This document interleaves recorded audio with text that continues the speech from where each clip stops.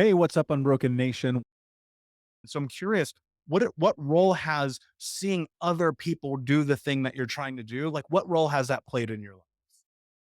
Such a great question. And by the way, that's an excellent book. All of Michael's books are so raw Thank and you. so real, so you should go check those out. But yeah, I mean, I have literally seen inner child work transform people, and it's been described to me as almost that last missing piece, right? Mhm. There's so many tools that kind of help us cope and kind of get through the day, and sort of that surface level trauma work.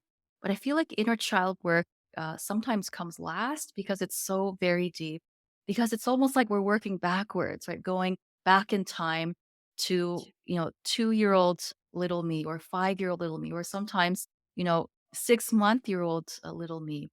And it's absolutely transformational because it gives you a sense of what your authentic self really is, right? Or at least an idea of what could have been, without the things that happened to you, and realizing that it's not too late, that the same dreams and desires that you would have had as a little kid without the trauma can still exist today.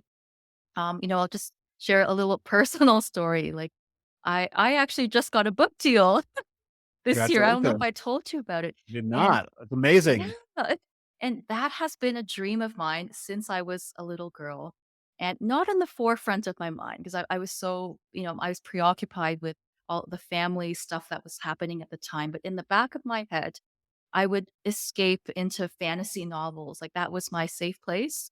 I had no one to talk to. I didn't have, cable TV. The only place I could escape into and find any sort of salvation was into books. And in the back of my mind, I've always wanted to write a book.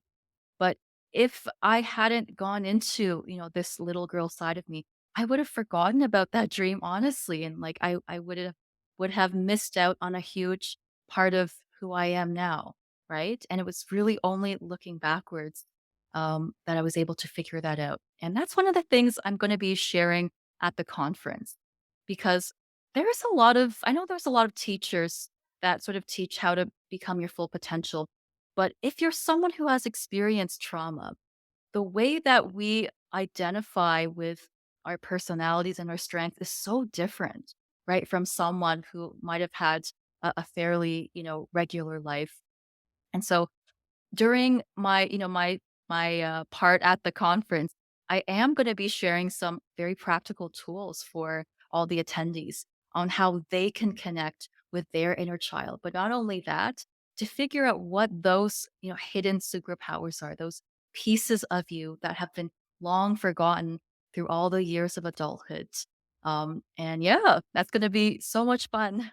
Yeah, I cannot wait to dive in. And, for me, even though it's my conference, you better believe I'm going to be sitting there with my notebook learning because so much of this for me is about education. And, honestly, it's a little selfish because like I'm going to pick all my favorite people in the world who I want to learn from to come into this conference because not only do I trust and believe in what you do, but it's like, man, you guys know stuff that I don't know. We're covering relationships and money trauma and dating and inner child and tools, and I'm going to go into the steps of being unbroken. We're going to talk about all these incredible things.